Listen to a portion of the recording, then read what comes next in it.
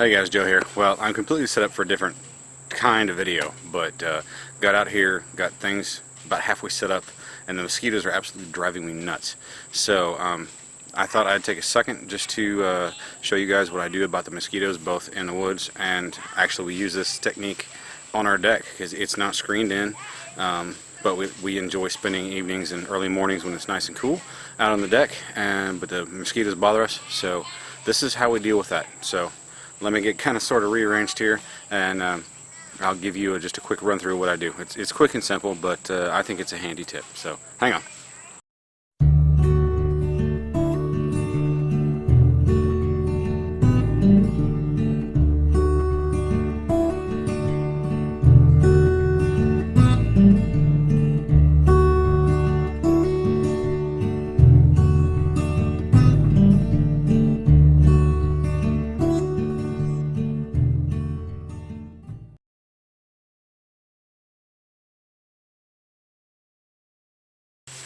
Alright gang, well, one difference is in the woods I actually have to build a stand, and when we're on my deck, or our deck rather, I just pop what I'm doing on the barbecue, unlit of course, and you know, just use that as a stand. So anyway, this is a tulip poplar sapling that I don't care if it's here or not, and quite frankly, give it a year and this sapling will grow back, so it's not a big deal. Cut this baby down.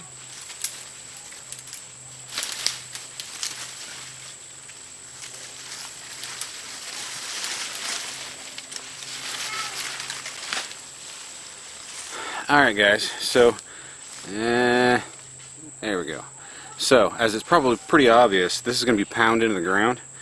You could leave it like this. There's enough rocks around here in the ground. I mean, there's not a whole lot, but if you pound in the ground too much, you're going to find some. So I wish my camera would stay in focus. I like to make a three-sided point. If you make it four-sided, it just weakens the stake too much in my opinion.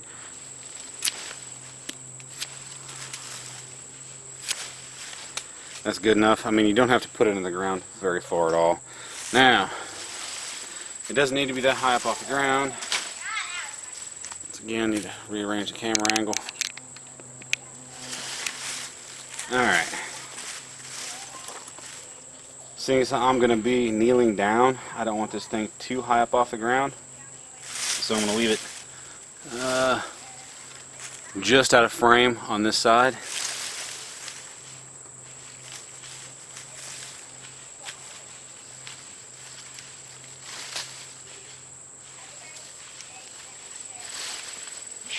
Mosquitoes are absolutely insane this year.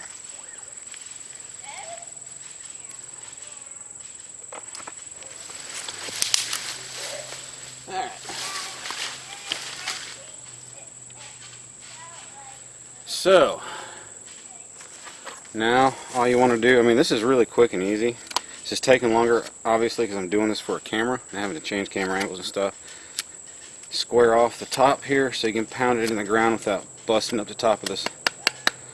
And that's, honestly, that's too much squared off, but you know, whatever, it works. It's not like this is a permanent thing. I'm going to be working just to my right, so I'll pound this in the ground right about here. Just far enough to keep it stable.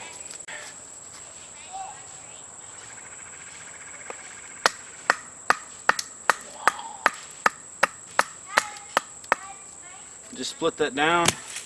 Now honestly, what I do, just to keep this from being too terribly problematic, because the size of the punk wood that you get, you know, it could vary, and you'll always have tension further down, but you may not want so much up top. So I kind of hollow out the very top. It may be an unnecessary step, but it only takes about, you know, 60 seconds or so, and it may save you a hassle later on as far as changing directions. Alright guys, just for brevity's sake, I cut out the last part. I picked a piece that was close at hand. I thought it was a bit too wet, and it turned out to be too wet, so he missed about 45 seconds of me scraping my ferro rod on it. This is the last piece I used on my house, or at my house rather.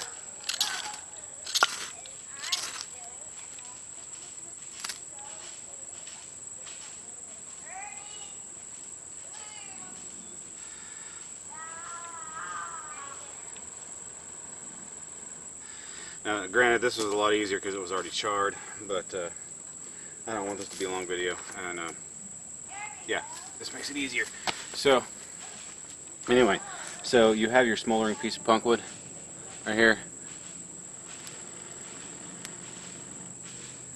and just shove it down in your stick, or split stick that is, and there you go. Work away, and that will keep not all of the bugs off you, but a significant portion. So, well guys, thanks for joining me, and hope it wasn't too terribly boring, and I guess I will see you in the next video.